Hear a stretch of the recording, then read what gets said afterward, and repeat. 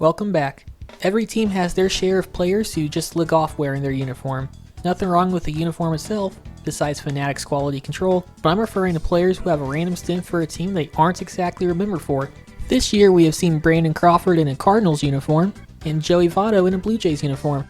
I honestly forgot the Cardinals signed Crawford, and judging by his stats, I think Cardinals fans are trying to do the same. The Royals, like any other team, have had their fair share of random player sightings. Today, I'm highlighting one of my personal favorite forgotten Royals. Not because I like the player, but because the pairing seemed incredibly odd to begin with. I am referring to Miguel Tejada and his stint on the 2013 Kansas City Royals. Tejada is best remembered for winning the 2002 American League MVP with the Moneyball Oakland Athletics. Most of his career was split between two teams, the Athletics and the Baltimore Orioles. He may not be a Hall of Famer, but I'd easily vote him into the Hall of Very Good. I will not discuss his entire career, but I will pick up in 2011 when he signed a one-year, $6.5 million deal with the San Francisco Giants. The Giants signed him to be the starting shortstop, but he did not keep the job for long. He hit .239, .270, .326 with only 4 home runs. The first time since his rookie year he failed to hit double digits in that stat, plus a not so nice 69 OPS plus. After all, it was not an even year for the Giants. Tejada was designated for assignment on August 31st and later released. Now, this is where things get a little interesting. Tejada is about to enter his age 38 season. Despite the poor season and appearing to be at the end of his career, Tejada felt he could still contribute to a major league ball club. He did what any of us would do while unemployed: he networked.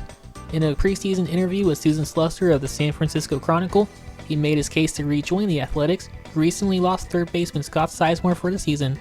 In the interview, he said, "Tell Billy Beane to give me a call.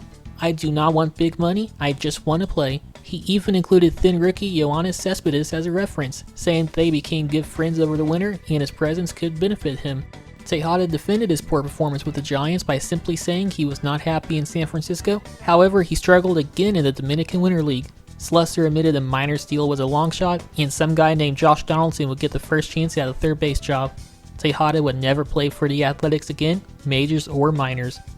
After a lack of interest from Billy Beane, Tejada reached out to another former employer, the Baltimore Orioles. General manager Dan Duquette admitted Tejada himself reached out to the team in hopes of landing a job, and this time it worked. Baltimore signed Tejada to a minor league deal, and he immediately reported to extended spring training.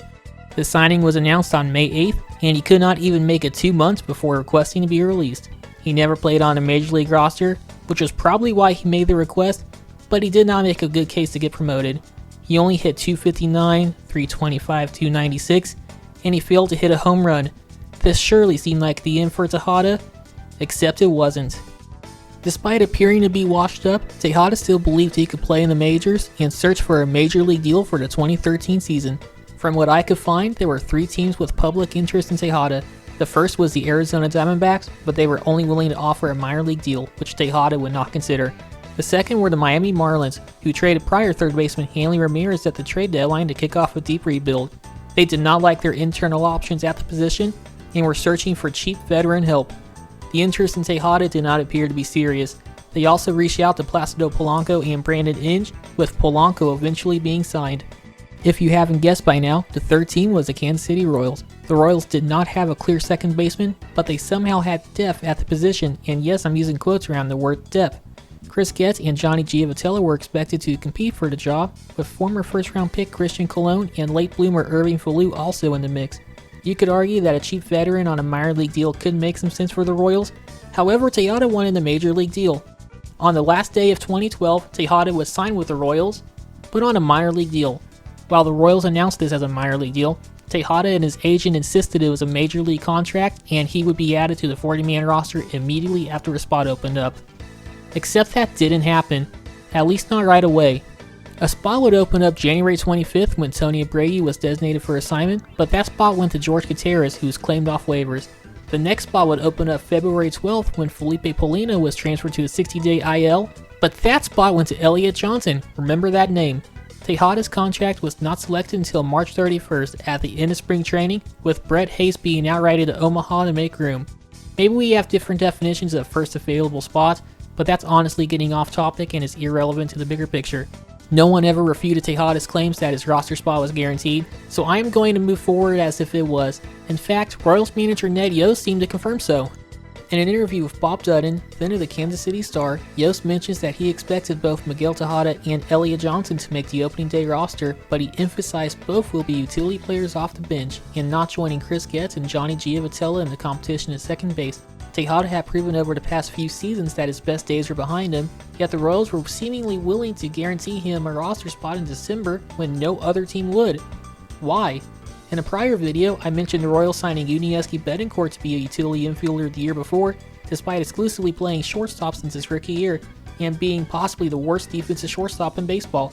That move may have unintentionally blocked Johnny Giavotella from the Major League roster, and possibly stunted his development into the second baseman of the future, which many viewed him to be. Were the Royals repeating history? I previously mentioned Elliott Johnson. A little on Elliott. He is a super utility man that has started at literally every position except pitcher and catcher. He has speed off the bench. He stole 18 bases in 2012, and his .9 defensive WAR in 2012 shows he can be a late inning defensive replacement as well. His bat wasn't very good, 242, 304, 350, 84 OPS plus, but for a 10th or 11th bat off the bench, he could honestly do far worse, and most teams can find a role for a player like that. The Royals acquired him as the player to be named on February 12th in what we now call the Wade Davis trade. The trade itself was made December 9th before Tejada was signed. When Elliott Johnson was declared the player to be named, it was reported that the Royals were considering him as the final piece when the initial trade was announced, 2 months before they acquired him. Ned himself said Johnson and Tejada were expected to land bench slots, and Gerard Dyson was assumed to get another spot. Once you factor in a backup catcher, that leaves you with 4 guaranteed bats on the bench, and the Royals were not known for carrying a 5th bat. It really seemed like the Royals limited their roster flexibility in December with this signing. Why did the Tejada signing have to happen so early? Were the Royals really afraid that another team would scoop up 39-year-old Miguel Tejada? While the Royals had a few veterans on the pitching staff, the closest thing the offense had were 29-year-olds Alex Gordon and Jeff Vancouver. I understand wanting an older veteran on the roster to help the younger hitters, similar to what the Royals did a year later with Raul Ibanez, but that signing happened in June.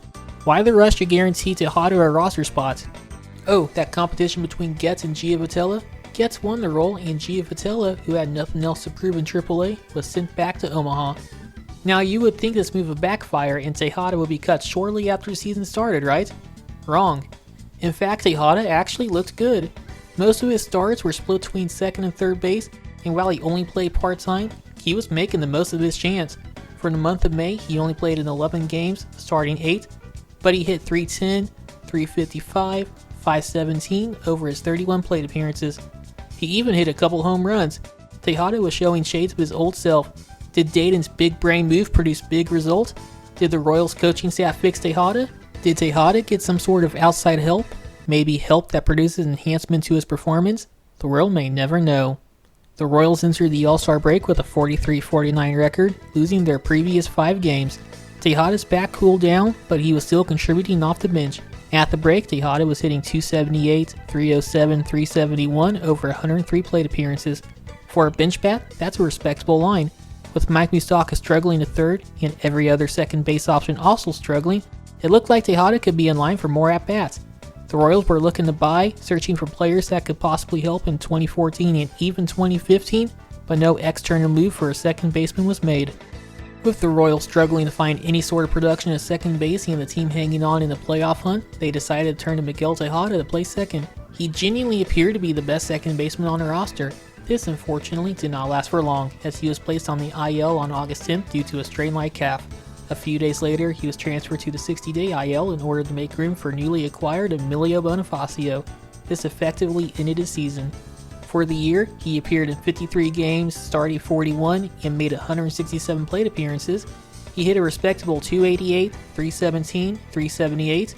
His .3 WAR does not look impressive on the surface, but that's about a win over a full season. While it's nothing spectacular, it was a perfectly respectable season for a player that appeared to be well past the end of his career, and thus, that's the conclusion of the Miguel Tejada era in Kansas City. I lied, that's not the end of the story. A few days later, on August 17th, the league suspended Tejada 105 games without pay for a positive drug test, specifically for Adderall, a banned amphetamine.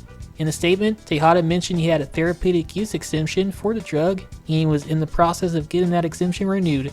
Apparently, taking the drug while we were applying for an extension is not an excuse accepted by MLB.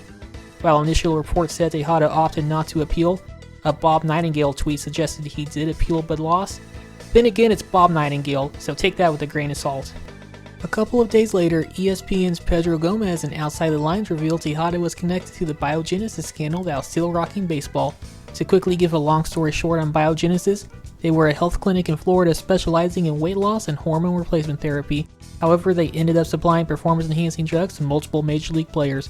This was originally revealed by the Miami New Times in early January 2013, who received documents connecting multiple MLB players to the program, including some who were suspended during the prior season.